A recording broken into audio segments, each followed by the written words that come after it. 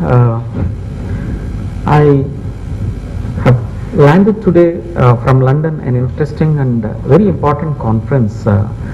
We went as a part of Indian delegation to London, basically to finance basically to finance Indian infrastructure needs for the remaining part of the 11th plan and 12th plan. Right. The needs are huge, and the response from international investors, as you know, London is the financial center of the world, actually, where almost all the banks, financial institutions and debt funds, they're located. We made a very strong pitch actually for India's infrastructure investment needs.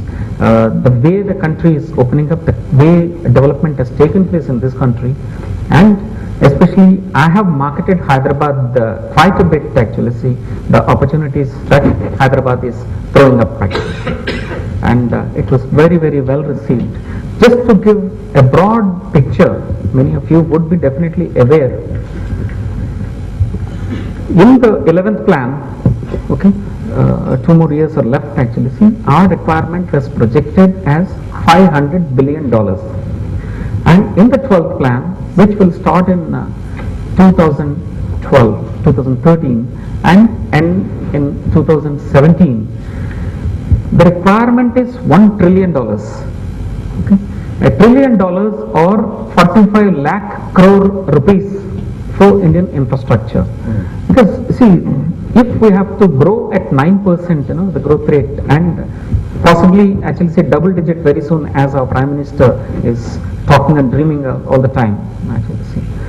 To maintain this growth rate, we require this kind of investment. This is what we projected, and in that, urban infrastructure itself is a substantial component, and urban infrastructure itself up to 2020 is going to be another $1 trillion.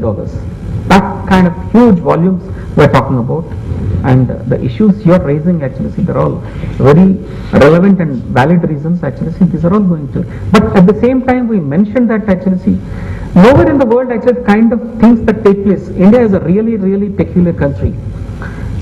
We wore an elephant very slowly moving for a long time, but once the elephant started learn dancing actually, see, it's dancing very well. Okay. For example, I mentioned nowhere in the world actually the telecom revolution that has taken place in this country has taken place anywhere. Okay. In 15 years flat, I said 700 million phone connections. Okay. That is the second highest penetration in the world. Okay. And the lowest tariffs in the world.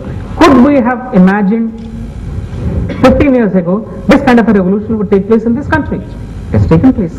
Okay. I said the next revolution that is waiting to happen is the transportation sector, especially the urban transportation sector.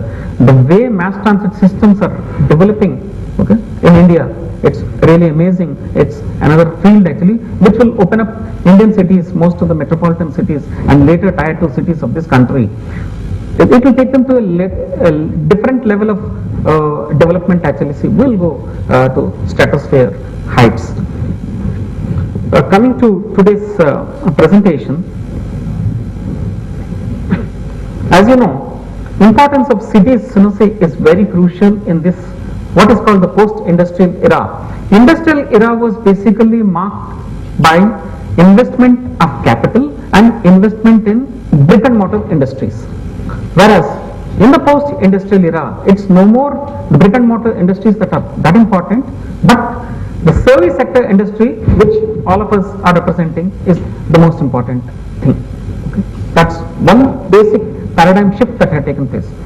What we lost in industrial era, okay? Industrial revolution we missed.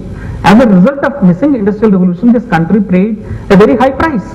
Okay? We were enslaved by a small country for over 200 years. We had to pay a heavy price. Okay? Luckily, in the post-industrial era, where intellectual growth is the most important thing, where the creative and talented individual becomes the creator of wealth basically. So luckily in this era we have a tremendous advantage, and Indian cities can become the hubs of the world activity, especially in the service sector. But there is also a big challenge. The challenge is that actually we are only at 30% urbanization, as Mr. Vishwanath was pointing out. Imagine the city when it becomes a 30 million population here, okay. Today we're only about 8 million in the core of the city and 10 million total city if you take actually. See, imagine the kind of problems we're going to face. So all over the world actually it is 80%, 90% urbanization. In the next 2 decades, we are going to achieve at least 50% urbanization. When 50% urbanization takes place, the pressure on Indian cities is going to be humongous actually. So the kind of, already we are cracking at the seams so far as infrastructure facilities are concerned.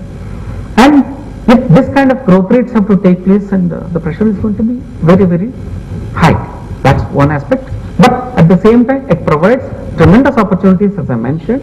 Okay, this is the scenario in which an important component is public transportation. Any city that nowadays there is what is called a better air quality movement actually. See, livable cities we're talking about actually. Whichever city that gives better facility, whichever city that gives better air quality becomes an attractive city. Talent is mobile, and creative and talented individuals actually, see, they are not attracted by your tax and duty concessions. They are attracted by the living conditions of a city. So whichever city that gives you good conditions, that city becomes a major destination for investments and a total economic growth. And Hyderabad has an important role in this particular one. Public transportation, unless and until you have a good public transportation system, actually see, the city will not be able to take. It happened all over the world actually. See, all over the world, normally the norm is that the moment you cross a million population, 10 lakh population, you start planning rail-based urban transit systems. But India being a relatively poorer country, okay, only now the prosperity levels are increasing. We could not afford these costly systems. So that's how initially the plan as a part of National Urban Transportation Policy of Government of India is that at least these major 6 megacities first, and cities with 5 million plus population, we should go for rail-based mass transit systems. That's how it's done. And as you know, most of the pollution, air pollution in the city is caused by almost 70% of the air pollution in cities, and noise pollution is caused by vehicular emissions. And today if you see, the motorized transportation in the city is about 8 million trips roughly, okay, that's 80 lakh mechanized motorized trips are there in the city, out of which only 42% is by public transportation, that too by APSRTC. RTC buses, you know, I have nothing to say against it. They're a good, I mean, today that is the beast of burden. If you don't have APSRTC buses, the city will come to a standstill. Okay, but this is not the way actually. See, a civilized city should live actually. See, this is, if you can't afford any other mode of transport, how many of us in this hall actually travel by APSRTC buses? Can anybody raise hands who actually travels by APSRTC buses? Perhaps none. Actually, nobody is raising. So, if you can't afford any other mode of transport, then only you opt for a bus actually.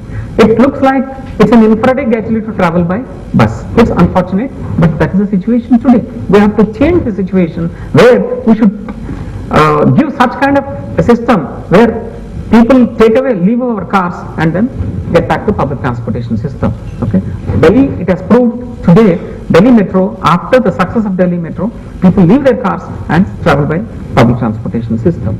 So our target is to take it from 42% to increase it to 60% of these motorized trips by public transportation system. I don't have to mention much about the ill effects of air pollution.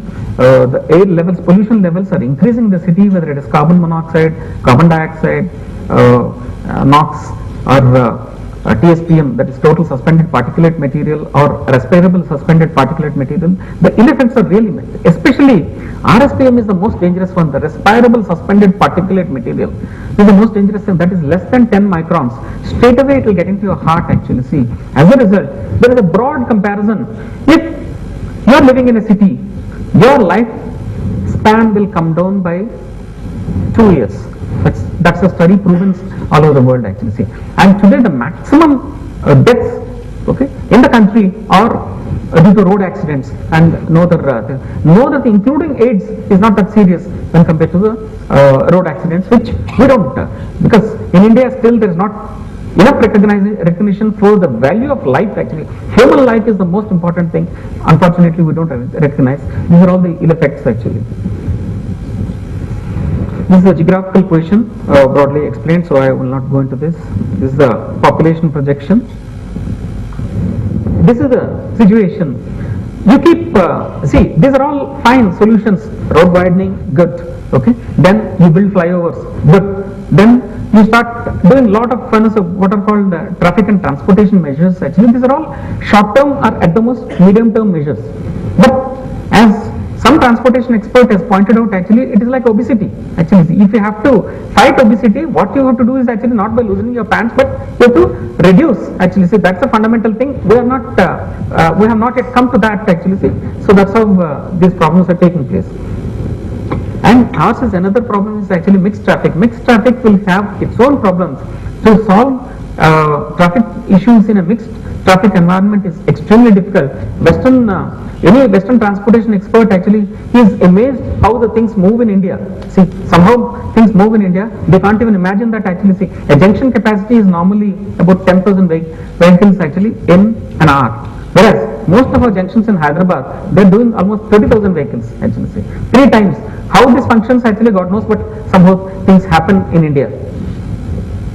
And another issue is actually increasing levels of prosperity. As you know, even before you land an IT job, actually, see, a banker will come with a loan saying that, no, please take and go for a car. So you start with initially two-wheeler, okay, two-wheeler a small car, then a bigger car and bigger car. Actually, this is how the cycle is going on. But ultimately, a day will come. Actually, all of us will go back to cycles, which is happening all over the world.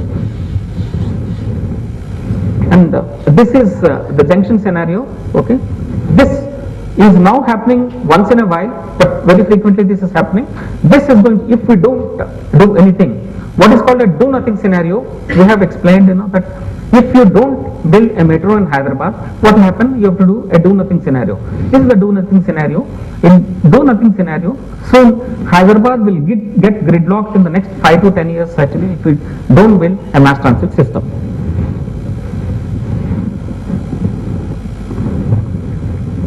This is how an Austrian transportation professor has explained. If you're going in a car, actually car is good, it's fine actually, see, but car has to be used in a city environment, more for social occasions. Once in a while you take it actually, you take it in the night. This is how if you take, for example, see, Tokyo's roads. Tokyo's population is 30 million, okay, almost 3 times our this thing. But if you see the roads, actually roads are almost similar to Hyderabad roads and Tokyo roads. You don't find much of a difference actually. How Tokyo survives is basically because of a very good public transportation system, rail-based public transportation system. That's how the whole world is moving. This gentleman was talking about actually, say, increasing, widening the footpaths, etc.